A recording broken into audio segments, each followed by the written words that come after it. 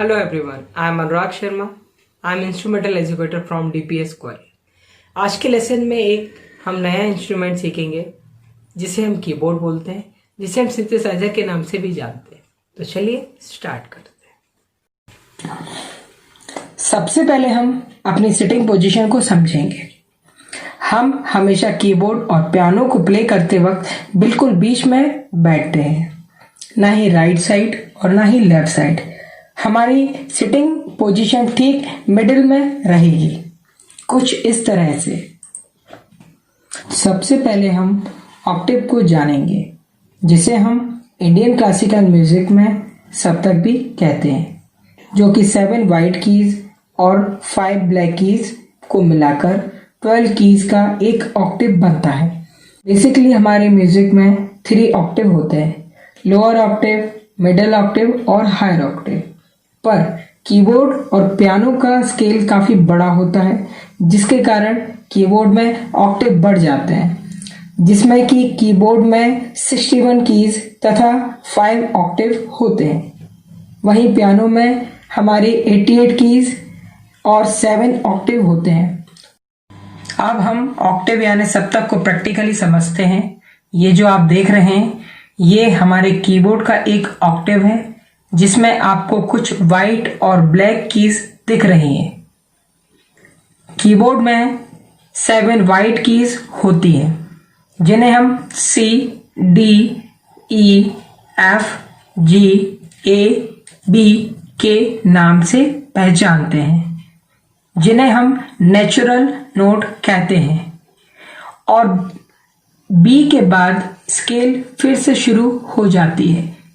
इसका मतलब आपको ये 7 note C, D, E, F, G, A, B याद रखना है। इसके बाद 5 ब्लैक कीज होती हैं, जिन्हें हम शार्प तथा फ्लैट भी कहते हैं। शार्प के लिए हम इस साइन का यूज करते हैं और फ्लैट के लिए इस साइन का यूज करते हैं। जब भी हम कीबोर्ड प्ले करते हैं तो हम मिडिल ऑक्टेव से प्ले करते हैं। ये जो हमारी पहली ब्लैक की है, ठीक इसके नीचे हमारी वाइट की है। यहीं से हम कीबोर्ड को प्ले करना सीखते हैं। इस की को हम C कहते हैं और इसके बाद वाले नोट को हम D कहते हैं, और इसके बाद हमारा E नोट आता है, फिर F और G, इसके बाद A और फिर B। ये हमारे नेचुरल नोट होते हैं। अब हम ब्लैक कीज पर आते हैं, जिसमें C नोट के ऊपर वाली जो पहली ब्लैक की है, इसे हम C शार्प कहते हैं। ठीक उसके बाद हम अपने D नोट पर आते हैं। D नोट के ठीक ऊपर वाली ब्लैक की को D शार्प कहते हैं। उसके बाद हमारा E नोट आता है।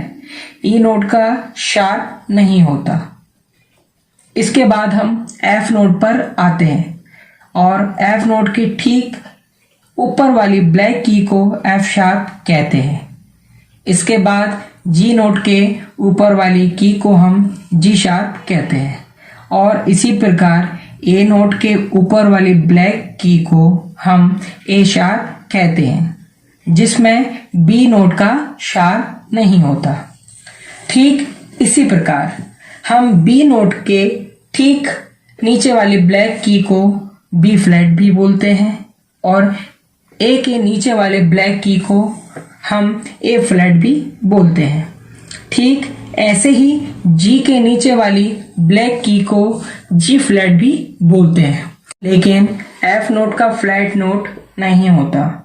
उसके बाद E नोट के नीचे वाली ब्लैक की को हम E फ्लैट भी कहते हैं, और D के नीचे वाली ब्लैक की को हम D फ्लैट भी कहते हैं। इसी प्रकार 7 नेचुरल नोट और 5 शार्प और फ्लैट नोट्स को मिलाकर एक ऑक्टेव बनता है।